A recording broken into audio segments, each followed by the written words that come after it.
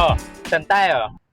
Sawadee Krap. Magandang araw po. Sa episode na to, nandito tayo sa lumang city ng Korat or kilala bilang Nakhon Ratchasima, Thailand. Ang Korat City ay almost 4 hours away from Bangkok, around 250 kilometers away from Bangkok.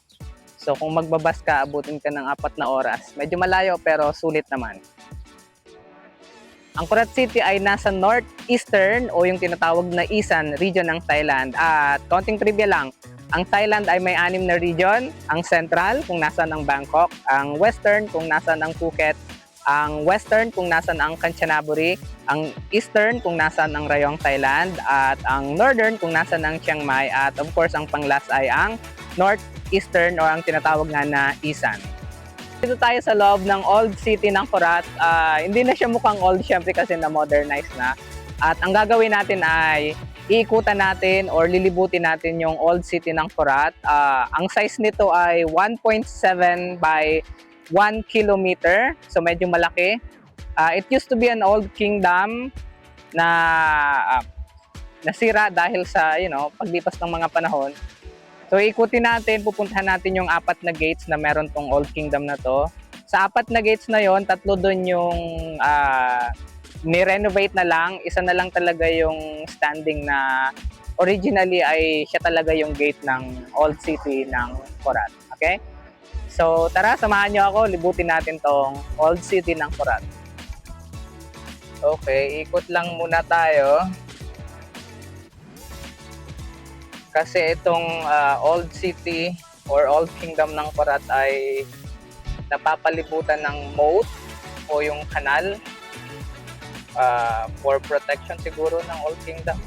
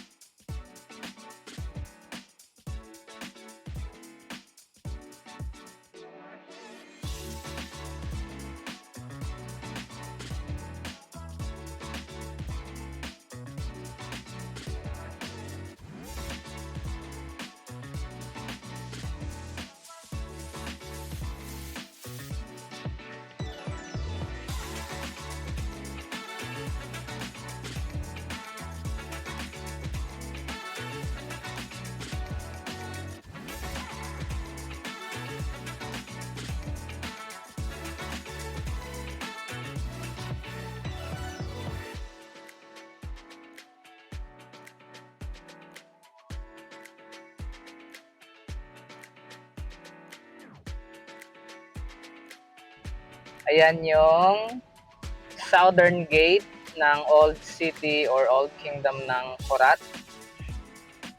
Ayan. Tawag nila dyan ay Chainarong Gate or Prato Chainarong sa Pasatay. So hindi na tayo bababa kasi wala rin naman tayong pagpaparkingan. Papakita lang namin sa inyo yung mga gate na meron ang dating kingdom ng Korat. Yan ay renovated na. So hindi yan yung original structure. Next stop, punta tayo sa Ponlan Gate or Prato Ponlan.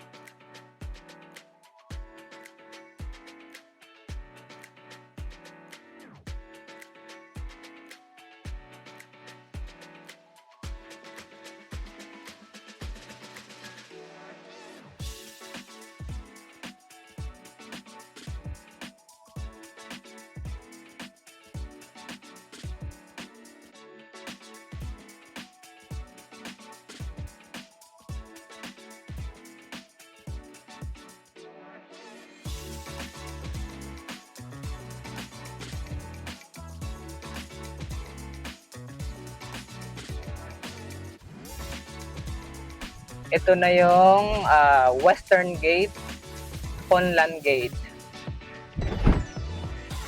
Ayan. Renovated na din siya, so hindi na siya yung original structure. Next na gate ay ang Northern Gate.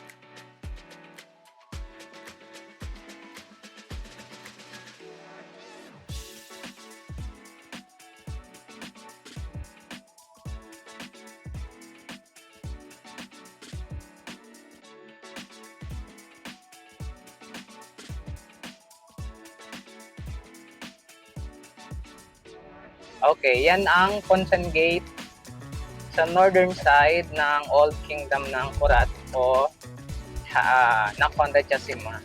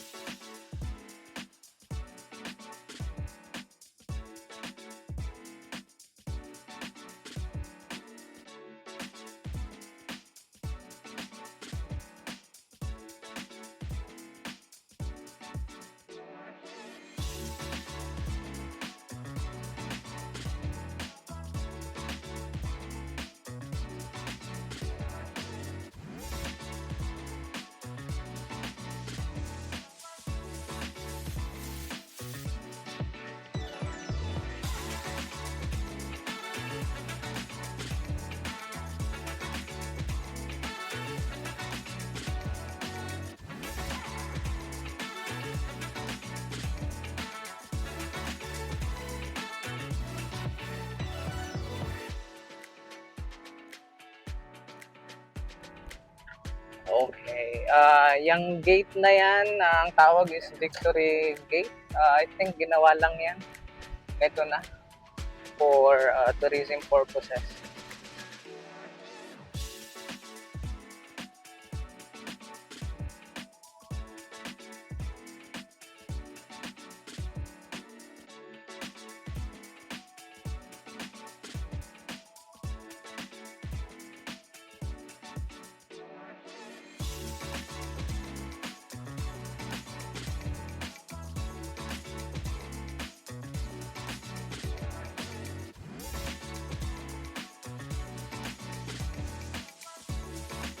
Yung pang-apat na gate, ang last gate na pinuntahan natin, Chumpon Gate. Ito yung natitira na original pa daw yung structure, pero syempre makikita nyo na ginawa na nila ng kaunting renovation para ma-preserve yung Chumpon Gate. At kaunting trivia lang, almost 8 years na ako dito sa Nakhon Ratchasima or dito sa Kurat City. And since 2018, hindi pa ako lumilipat sa ibang province or city dito sa Thailand. At merong explanation dyan. Di umano, sabi ng mga lokal. Sa likod ko ay ang Tao Suranari Monument o ang tinatawag na Yamo. Ito ang isa sa pinakasikat at #1 landmark dito sa Kurat City. Sino ba si Yamo? Okay, explain ko sa inyo. Samahan nyo ako while ikot-ikot tayo dito.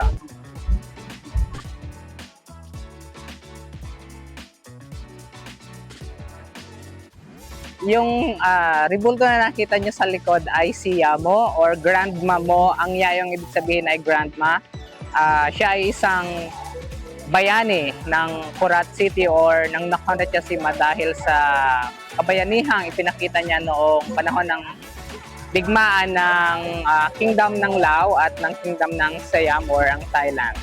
Walang malinaw na account pero ang isa sa mas pinaniniwalaan at mas acceptable na account ng kabayanihan ginawa niya ay nung panahon na na-capture sila ng forces ng Kingdom ng Lao, si Yamo ay inatasan na maging cook ng mga bihag at dahil siya yung cook, siya yung magluluto, nag-request daw siya na bigyan siya ng maraming kutsilyo or itak, which is pinamigay naman niya sa mga forces ng Kingdom ng Siam. Kaya napalaya uli nila. Okay? Naging malaking tulong yung ginawa niya para mapalaya uli ang Kingdom of Siam sa puwersa ng Kingdom of Lao.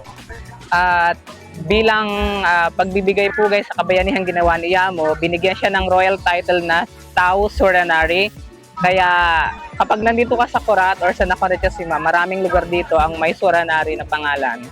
Like Suranari University, Suranari Hospital, at Suranari School. ang mga lokal or ang mga turista na bumibisita dito sa Corat City ay madalas nagbibigay na or nag-aalay ng bulaklak at oil kay Yamo bilang pasasalamat at pagbibigay galang, okay, to pay respect sa kabayanihang ginawa ni Yamo. Paano nila ginagawa? Simple lang, bumibili sila ng mga pang-alay dito sa shop na to sa gilid ng monument. So meron dito 99 baht yung isang set kung gusto mo yan, or pwede rin namang bulaklak for 20 baht. Okay, pwede kang bumili sa kanila at ialay mo doon kay Yamo. Okay? Hindi mo naman kailangan maging Buddhist, or kung let's say Catholic or Christian ka, it will not go against your religion. Basta ang goal mo lang is magbigay tribute at respect kay Yamo. So pwede kang bumili dito at dalhin mo doon, ialay sa kanya yung mga bulaklak.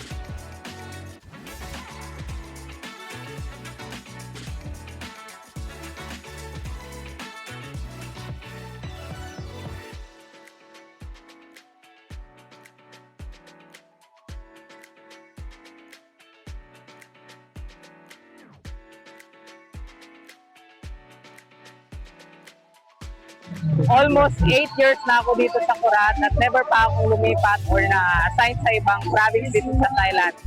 Dahil, di umano, okay, sabi, naniniwala ang mga lokal na kapag dumaan ka sa Chumphon Gate, meron kang mga wishes na maaring matupad. Okay? So, sabi nila, kapag may wish ka at dumaan ka dito, matutupad yon. Okay? Kapag pumasok ka dito, kapag dumaan ka daw dito ng isang beses, ibig sabihin, babalik ka pa dito sa Corat City.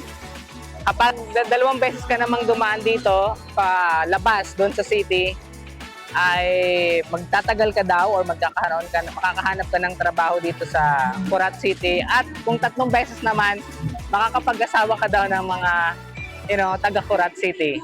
So, ewan ko, yun yung belief nila at marami ang naniniwala na nangyayari ngayon. So, ang ginawa ko nung 2018, the first time na nandito ako, dumaan ako dyan ng 2 beses. Kaya siguro, hanggang ngayon, nandito pa rin ako sa Corat City.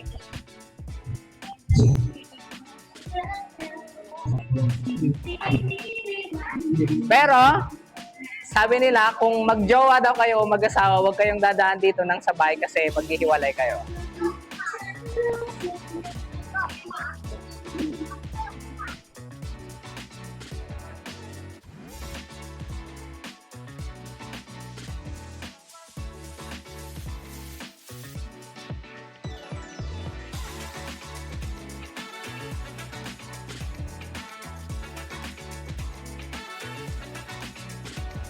Yan po ang short or mini history ng Corat City at ang counting tour sa old city ng Corat. I hope nagustuhan po ninyo ang episode na to, and before kami magpaalam, maraming salamat po sa panonood at we invite you to please follow, like, and subscribe to our page para po mapanood po ninyo ang mga susunod na episode ng aming series na pinamagatang, Oh, San Tayo?